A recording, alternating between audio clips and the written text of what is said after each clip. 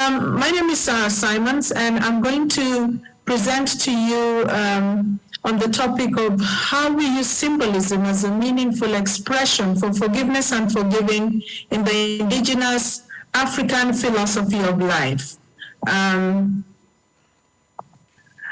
My presentation is divided into three segments.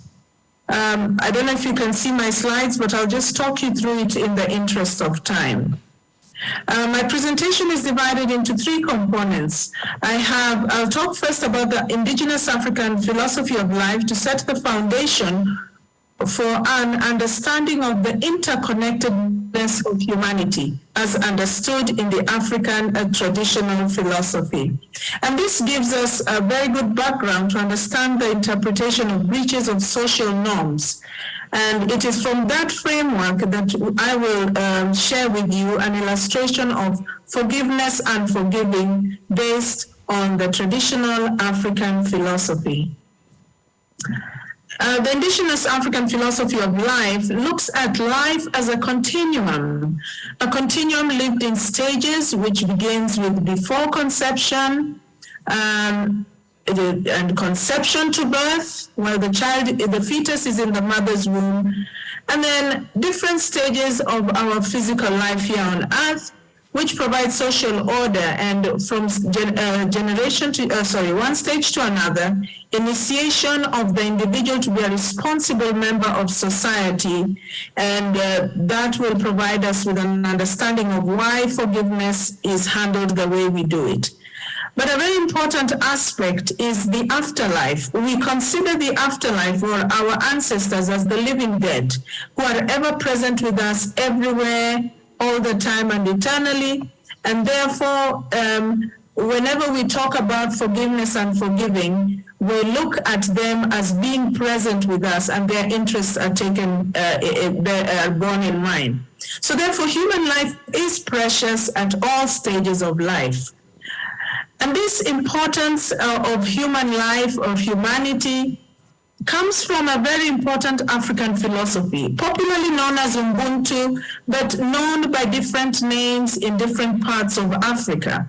You can't see the slide, but you would be able to see that in Eastern, Western, Central, East Africa, all over Africa, we have different Ubuntu in different forms and in different names. And the reason why this is important is to see that when someone is wronged, or when one community wrongs the other, why we consider it a collective responsibility. So we say that a human being, or the individual wrongdoer, is a human being because of other human beings. Therefore, we consider the issue of wrongdoing, forgiveness, and forgiving in collective terms. The metaphysics of our interconnected continuum looks at human existence as spirit, body, and soul. At the spiritual level, humanity exists as a tripartite being manifested at three levels. First of all, as a spirit, or that is eternal, that is invisible, and that's the realm in which our living dead or our dead ancestors are, and we acknowledge them. Body is temporary, a physical, or the visible person. So therefore, some injuries are visible, others are not. Then at the soul level, the intentions, the level at which psychological harm is manifested, our emotions. So those are the three levels, spirit, body, and soul. And each of these has implications for breach of social norms and how we carry out forgiveness and how forgiving is perceived in the traditional African philosophy of life. I mention these because most of people of African origin today, whether in Africa or in the diaspora, acknowledge this interconnectedness of life, irrespective of whether one ascribes to modern or traditional African religion. And this will be seen in some of the ways and implications of breaches of norms. I have a table here, and I'm sorry that you cannot see it, but it shows the levels at which the impact of social or breaches of social norm are felt. The impacts at spirit, body, and soul, how the wrongdoing is perceived, how it disturbs the spirit, how it results in lack of integrity at the body level and turmoil in the soul. How the harms cause unease to the spirit, injury to the body, and a disturbed soul. And therefore, forgiving intends to reunite the disintegrated or disturbed or the lack of integrity at the spirit level, rehabilitating the body and restoring the soul. Forgiveness, therefore, aims at repairing, healing, repairing the spirit, healing the body, and putting the soul at peace. And this equilibrium is not just at the level where the harm happened, where the wrongdoing happened. It's not just at the individual or the level, but it's extended to the family, the clan, and the tribe. And that sets the pace for how we regard forgiving. Because the level of harms, as I've said, are regarded at the individual, family, clan, and tribe level. Therefore, the levels of disharmony are both to the living and the dead. And this is a very critical consideration because of the belief that this disharmony, the disquiet at the physical, spiritual, and soul level poses a threat to the livelihood of the whole community. You do one wrong to someone, you've done it to their whole family, clan, and tribe. And this could result in reprisals, in conflicts, as we all know, reprisals or revenge in epidemics, pestilence, crop and rain failure. Therefore, it is important to leverage restorative justice. The community takes mutual social responsibility for the past, present, and future harmony and equilibrium. And therefore, we're going to look now at the goals of forgiving, that is restoring of harmony to avert disaster and environmental catastrophes. In the slide I have on now, you would see elders carrying out a ceremony in front of a hut, standing with a weapon that was used to harm somebody in the middle, they're pouring a libation of milk on it. You can't see it. So when they're doing this, a lot of the ceremonies for forgiving are done putting something on the ground. I'm just describing what you would have seen in the slide because we want to restore, first of all, harmony. Therefore, harmony. With the living, we do restorative justice through mediation, and with the dead, we appease the dead through rituals, sacrifices, prayer, and prayers to appease God and the ancestors. Therefore, we involve the whole community, restoring harmony. This, very much like what Ali Gahor has just mentioned of the Jirga, is a community-mediated process. The slide I have before you shows elders, starting from our elders, the Zulus, Zulu chief. I've shown a number of chiefs here from East and Central Africa, and in the middle of them we have Kofi Annan and Nelson Mandela, who are the ones who started the Africa Panel of the Wise. So the system I'm showing now, So the system I'm showing now is used in the traditional life, but we are also using it at the Africa Union level. I beg your pardon? Okay, it's a public ceremony. In my slide now, I show you the public arena in which the public participation is held. Resolution is by mutual consent. The perpetrator or perpetrators are brought before the community. They are asked certain questions. They are allowed to assert the freedom of rights as individuals. They express themselves. It's not done in a hurry.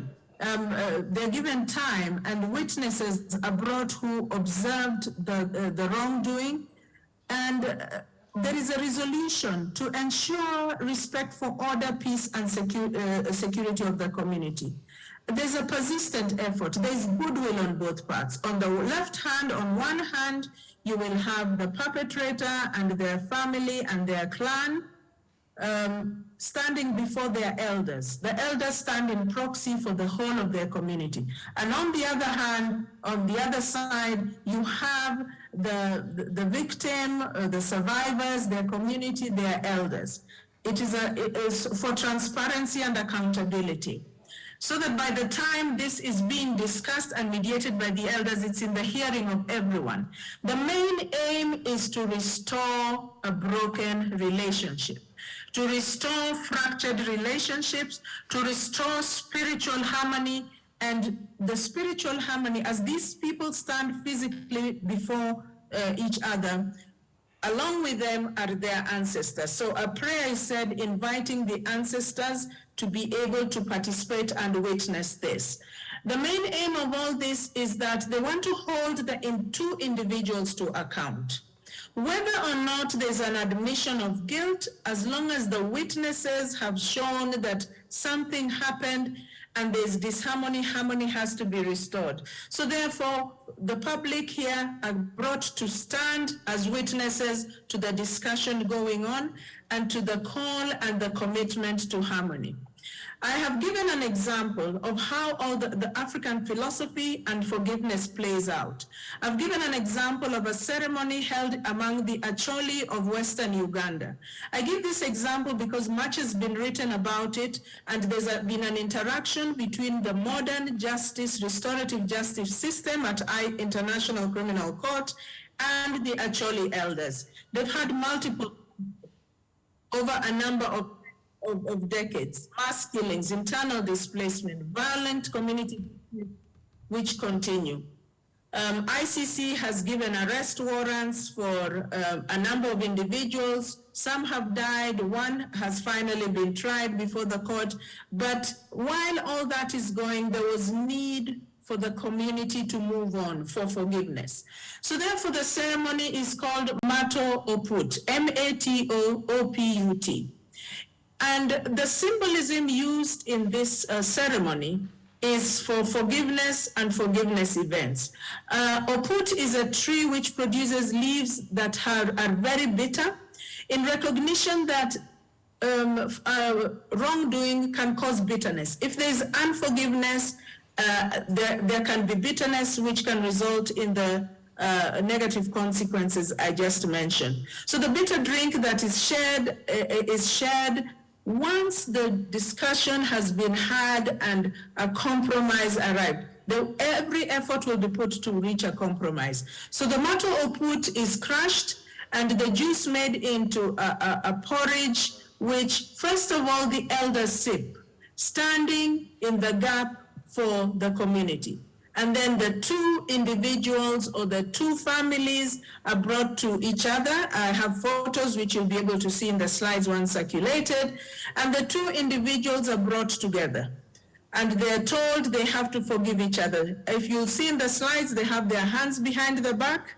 That shows total surrender to the whole process, to whatever is agreed, they will do that. And then together at the same time, they bend and they drink from calabashes. Calabash is a kind of gourd we make with our traditional crops, like pumpkin, like squash.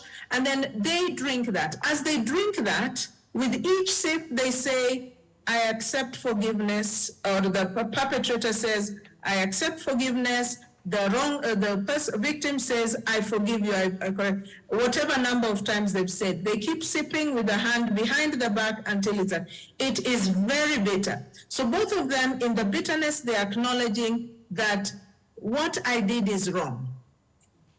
My feelings, I feel bitter, I feel angry. All negative connotations are associated with the bitter root. And therefore they drink it saying that I take responsibility for this. I will not do this again. And as they're doing, the elders, the community behind them answer in agreement.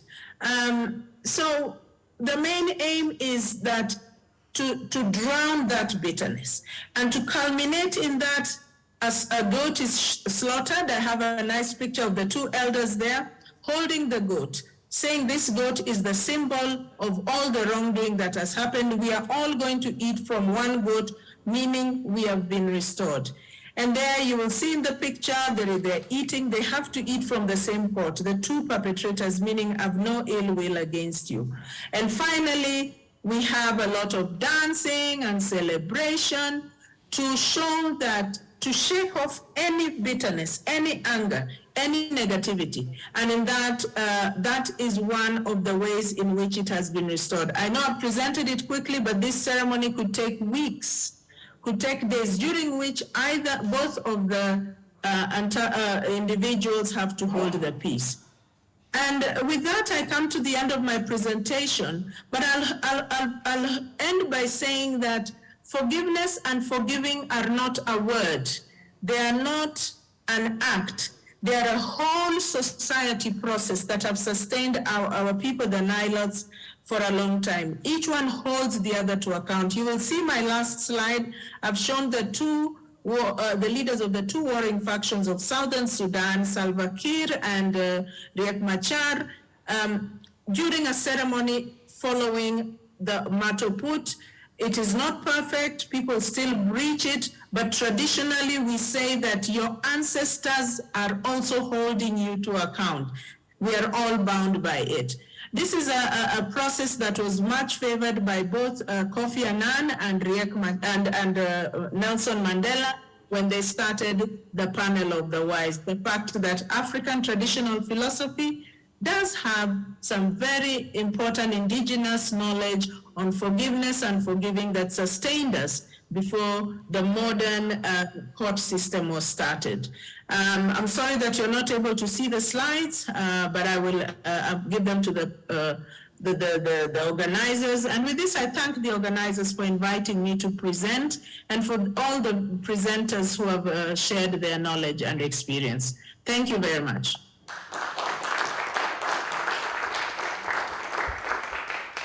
Thank you very much, Sarah. We seen the slides.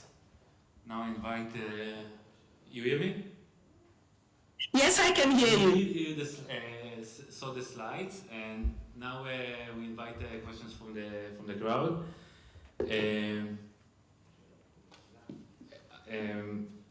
Because of all the technical issues, I wasn't able to introduce you properly. So I'll say that Sarah is a forensic psychologist. University teaching, advocacy training, and delivered a specialist training for law enforcement and judiciary in agency officials in 15 countries worldwide. As a forensic victimologist and crime analyst, her current work focuses on research, publishing, designing and delivering bespoke training packages for victim support specialists, services, and advancing the goals of the World Society of Victimology through tailor-made victimology training courses for students and local community-based organizations in Africa. Of course, Sarah, she's also the Vice President of the World Society of Victimology. And now questions. Anybody? Yeah, up there.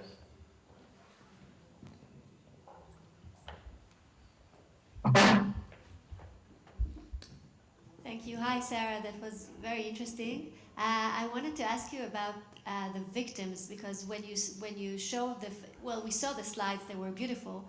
I wanted to tell you that we can see them. So now you know. Anyway, you talked about the perpetrator and the victim. I was wondering how voluntary the shared eating and the shared drinking and forgiving, and also taking responsibility, how voluntary these are, or is there pressure to participate and then to express these powerful emotions? Thank you very much. I heard your question. You're asking how voluntary is the participation of victims, their participation in the shared eating, in the shared drinking. So that goes back to the philosophy of Ubuntu. So for example, if someone if Jane hits John's child, and John's child experience an injury or is upset. They haven't just, Jane hasn't just hit John. Her family has hit John's family. So therefore, the individual is asked what they did at the family level, what we would call investigation, but then her family takes responsibility for what she did to the other one. Therefore, the family then, she participates with the family, but then the family carries the responsibility. They assume responsibility. So as long as one is an adult, consent is assumed.